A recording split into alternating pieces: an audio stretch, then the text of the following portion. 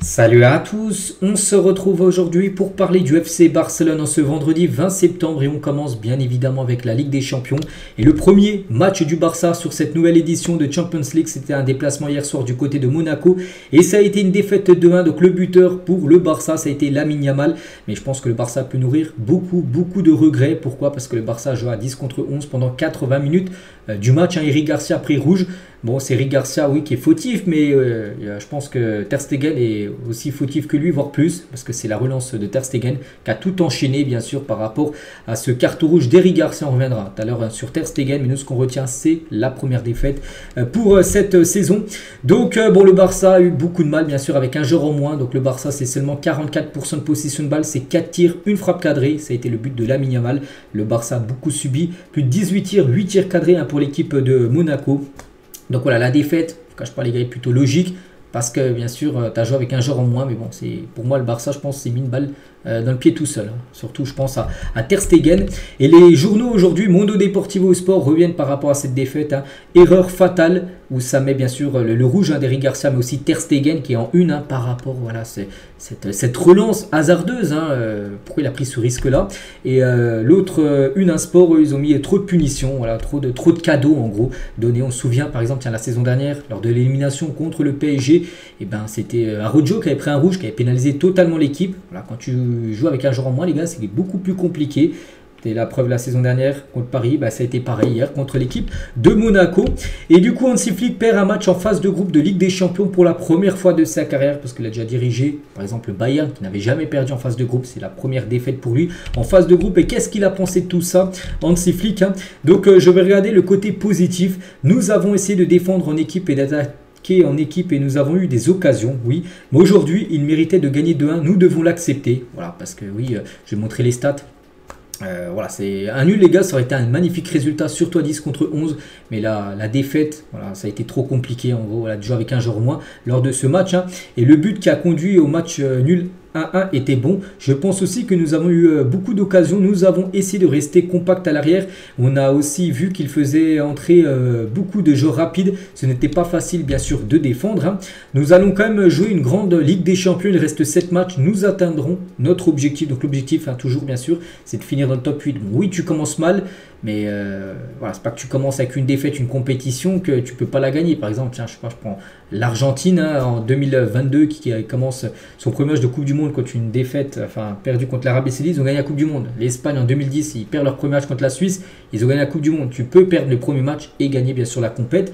Donc il a parlé aussi de Casado qu'un coup. Tous nos joueurs se donnent à 100% et Marc est l'un d'entre eux. Toujours avec Flick, il faut se préparer à avoir des matchs tous les 3 jours. Ce n'est pas facile bien sûr pour les joueurs. Nous devons récupérer, retrouver notre énergie. Je suis très fier de l'équipe. Il faut accepter la défaite, mais il reste 7 matchs. Je suis sûr que nous reviendrons. Je suis très optimiste avec cette équipe, bien sûr. Je ne pense pas que cela aura été le même match si nous avions joué à 11 contre 11. Peut-être. De toute façon, on ne saura jamais. Nous devons accepter le carton rouge. Il n'est pas entre mes mains. Nous ne pouvons pas le changer. Voilà, le vestiaire est déçu, mais je leur ai dit qu'il fallait récupérer pour dimanche, pour le prochain match. Bien sûr, nous attendrons avec impatience le match de dimanche contre Villarreal. Il va falloir directement réagir, bien sûr, avec une victoire et continuer sur la belle série qu'il y a actuellement, on sait, en Liga. Et nous avons fait quelques erreurs, mais nous avons essayé de marquer des buts. Un a été marqué, mais après, on sait que ça a été compliqué quand même pour se créer quand même des occasions. Et oui, nous avons perdu, j'ai dit aux joueurs qu'il fallait faire mieux, nous devons revenir plus fort, nous devons donner le meilleur de nous-mêmes, nous continuerons à nous battre bien sûr pour cette saison de Ligue des Champions. Où, voilà, tu commences avec une défaite mais il n'y a rien d'éliminé encore, il reste encore 7 matchs, tu gagnes les 7 autres matchs, tu finis dans les 3-4 premières positions, c'est quasiment sûr. Donc voilà, maintenant il faut bien sûr gagner. On va parler voilà, de ce joueur Ter Stegen, parce que Ter Stegen pourtant plutôt fiable du côté du Barça, maintenant, aujourd'hui là, il est beaucoup pointé du doigt, voilà, par les fans, par les journalistes, tout ça. Et c'est vrai qu'il a été catastrophique hier soir, et on revient sur, pour moi, le fait de match. Il y avait toujours, je crois, 0-0 là à ce moment-là. Et qu'est-ce qu'il fait là, Ter Stegen? Voilà, on peut voir 2 ronds rouges, en gros, c'est 2 joueurs du Barça. Il peut la mettre à gauche, il peut la mettre à droite tranquillement. Mais pourquoi il prend la solution d'Eric Garcia qui est comment dire, Enfin, il y a Minamino, le joueur de Monaco, qui est dessus. Pourquoi il prend ce choix-là? Le pire choix qu'il pouvait prendre, et il l'a pris.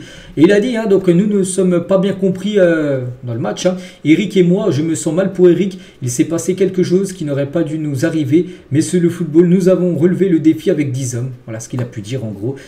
Qu'il est mal hein, pour Eric Garcia qui a pris rouge. Mais bon, c'est à cause de lui en gros. Parce que comme j'ai dit, regardez, il y a le choix de le mettre à gauche ou à droite. Où il n'y avait absolument personne, il prend le choix le plus compliqué, Ter Stegen. Ça, c'est une erreur, on peut dire. Hein. On peut y aller, on prend le mot faute professionnelle. Hein. Ça fait hein, par ce qu'il a fait. Et Joe Fontes, un journaliste, il a dit Ter Stegen prétend que c'était une faute d'Eric et de lui. C'était ta faute. Hein. Voilà, c'est plutôt lui, hein, grosse faute, parce qu'Eric Garcia, lui, il demande l'appel. Enfin, mais bon, il voit. Hein. Eric Garcia, il ne sait pas qu'il y a quelqu'un derrière lui. Ter Stegen, il voit qu'il est pris, quelqu'un qui fait le pressing, pourquoi il la met à lui? Voilà, en gros, le gros fautif, peut-être 80%, reste quand même Ter Stegen, les gars, sur ce carton rouge. Donc, ce n'était pas une affaire à double sens, hein. Comme vous l'avez dit, vous aviez deux gars ouverts, hein. Voilà, les deux gars sur le côté, là. Tu as merdé, voilà ce que lui a dit le journaliste, tout simplement. Comment dire, à Ter Stegen. Hein. Et Ter Stegen, en Ligue des Champions, c'est que si on fait le bilan, ben, c'est plutôt moyen. 85 matchs joués pour quand même 99 buts encaissés. Le prochain but qu'il prendra en LDC, il sera 100 buts encaissés. Marc-André Ter Stegen. Voilà ce qu'il va dire. Hein. Bon, on va pas non plus le dézinguer hein, de tous les côtés.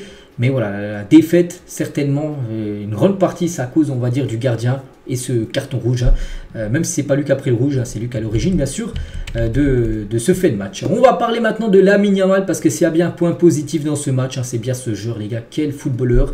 Le début de saison de Lamine Yamal, hein, vraiment, c'est quand même exceptionnel. Hein, 6 matchs du côté du Barça, 4 buts et 4 passes D. Déjà décisif sur 8 buts en 6 matchs. Donc voilà, les derniers matchs, les 2 derniers matchs, il a marqué 3 buts. Sinon, avant, c'était des passes D. Puis après, ça a été buteur et passeur D contre Valence et Bilbao. Donc, que dire hein, de ce joueur? Il a pris ses responsabilités. Il y avait 1-0 à 10 contre 11. Il tire en dehors de la surface. C'est une magnifique frappe. Il a fait ça spécial. Un couloir droit. Il a repiqué dans l'axe. Et souvent, normalement, il enroule opposé en lucarne. Donc là, il a joué plutôt à terre, on va dire, la frappe. Magnifique frappe, hein, bien sûr, de Lamine Yamal. Et Lamine Yamal devient le deuxième plus jeune buteur de l'histoire de la Ligue des Champions. Parce que c'est son premier but en Ligue des Champions, hein, Lamine Yamal. Donc il y a seulement Ansu Fati qui fait mieux. 17 ans et 40 jours pour Fati, son premier but en Ligue des Champions. Et que ce soit au Barça ou même tout club confondu. Hein, les deux plus jeunes joueurs de l'histoire à remarquer en Ligue des Champions sont deux joueurs du Barça. Donc Fati et Lamine Yamal. Et en parlant tiens, de Fati, on peut dire plus de 391 jours après son dernier match contre Villarreal. Et bah ça a fait son retour. Ansu Fati, il a pu jouer la fin de match. Et il pourra retrouver cet adversaire de Villarreal qu'il avait affronté il y a 2 ans lors du prochain match hein, qui aura lieu ce week-end. Pedri les gars, qu'est-ce qu'il a pu dire? Nous avons couru 3 fois plus, ce n'est pas la façon dont nous voulions commencer la Ligue des Champions, oui, avec une défaite.